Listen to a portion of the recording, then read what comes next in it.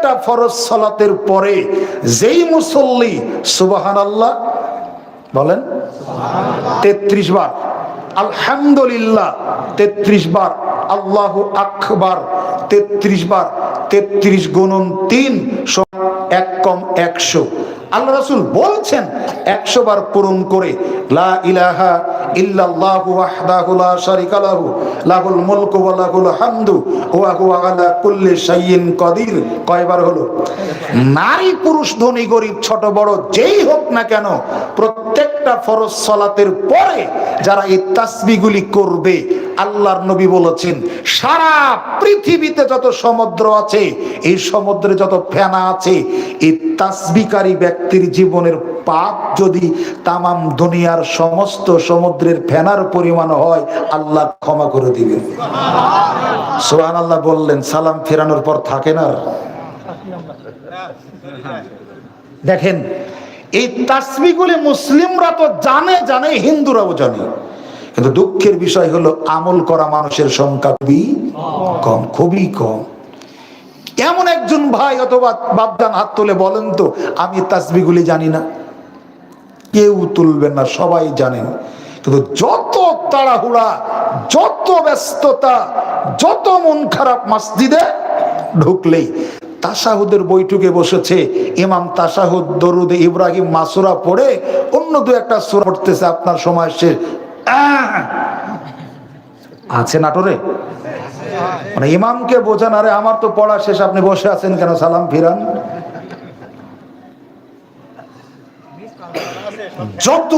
যত ব্যস্ততা মানুষের মসজিদে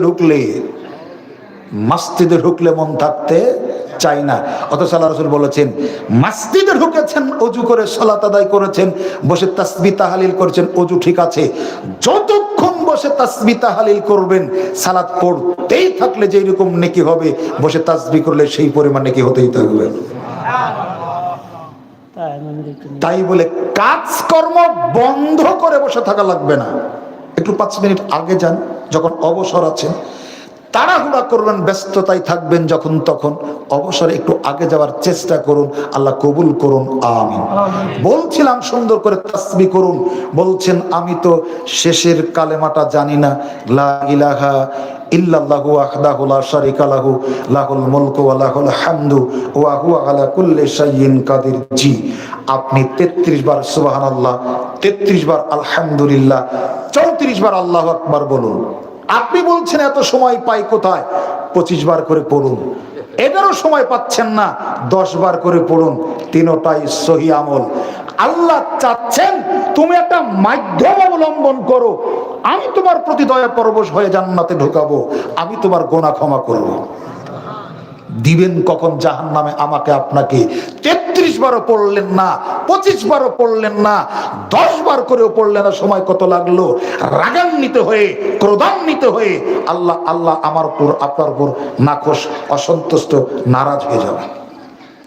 একটু সময় বের করুন, একটু সময় বের করুন পারলৌকিক জীবনের কঠিন এবং জটিল জায়গাগুলিতে বাঁচার জন্য।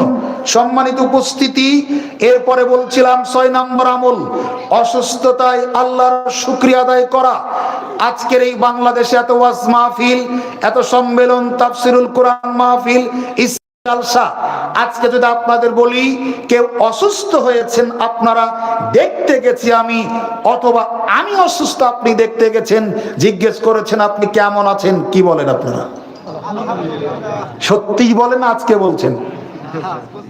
আমার মনে হয় এরকম আমরা বলি খুব একটা ভালো যাচ্ছে না, কোন মতে ডায়াবেটিসের পরিমাণ বেশি, বলি কি বলি না? দেখেন, ছোট্ট একটা বল, একেবারে নগণ্য, তুচ্ছ, আকাশচুম্বী মর্যাদা। রাসূলুল্লাহ সাল্লাল্লাহু আলাইহি ওয়াসাল্লাম বলেছেন, কেউ অসুস্থ, তাকে দেখতে গেছে, জিজ্ঞেস করা হয়েছে আপনি কেমন আছেন, বেচারা যদি বলে আলহামদুলিল্লাহ, আল্লাহর নবী বলেছেন তখন থেকে তার আগের জীবনের সমস্ত গুনাহ আল্লাহ ক্ষমা করে দেন।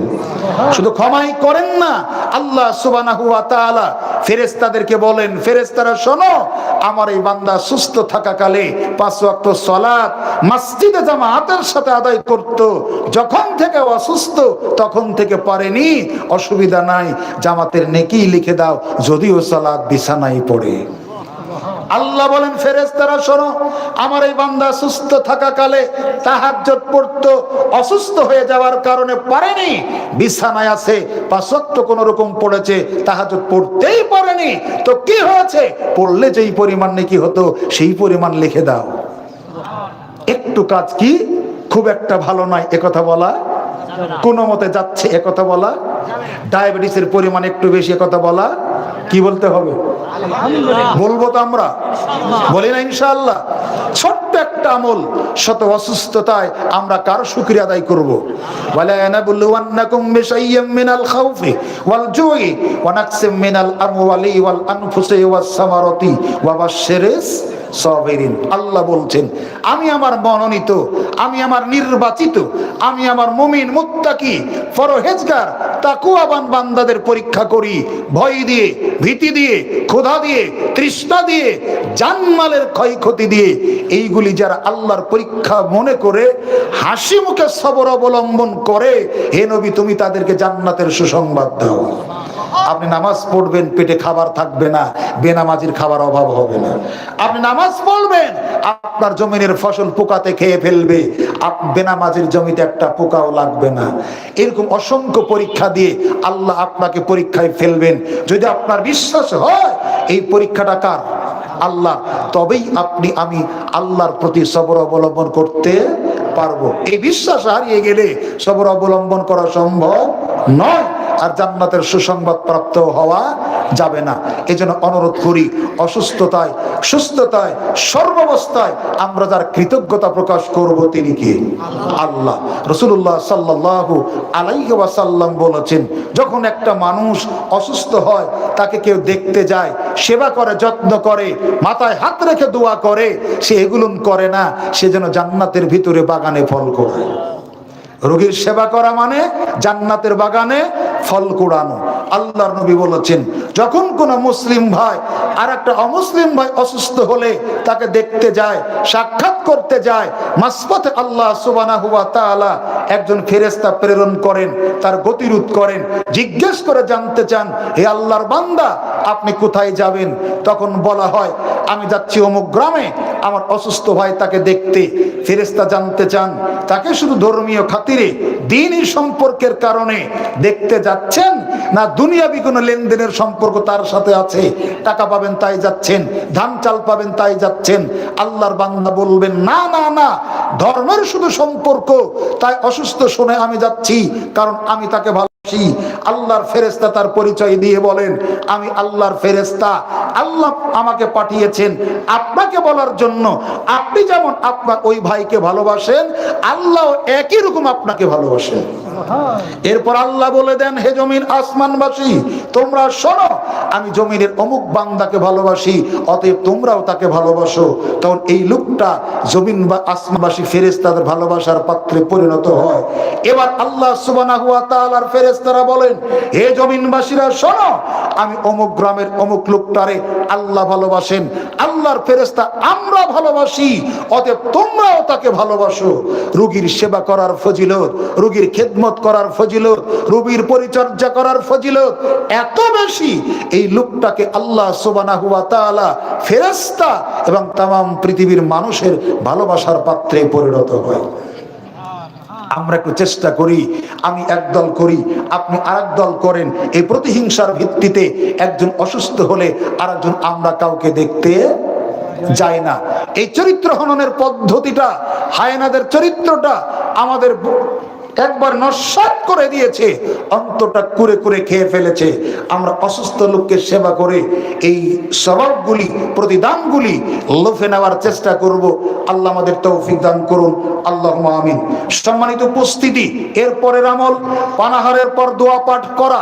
আমরা রাত দিন 24 ঘন্টাতে অনেকবার খাই, তাই না?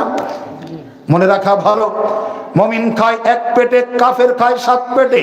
মুমিন বেঁচে থাকার জন্য খায়, আর কাফের খাবার জন্যই না, বেঁচে থাকে, খাবার জন্যই বেঁচে থাকে, আর মুমিন বেঁচে থাকার জন্য খায়। বেশি খেও না, আল্লাহর নবী বলেছেন খেতেই যদি হয় এই গোডাউনটাকে 3 ভাগে ভাগ করো, 1 ভাগ খাবার, 1 ভাগ পানি, আর 1 ভাগ নিঃশ্বাস ফেলবেন না। এমন খাইলাম নিঃশ্বাস ফেলার আর জায়গা নেই, তখন আবার সেকলো খাবেন কেমনে? অতএব একটু জায়গা রাখেন, সেকলোর টাকাটা বেঁচে যাবে, সুন্নতে আমল হবে, অসংখ্য অসুখ থেকে বাঁচার সুযোগ হবে।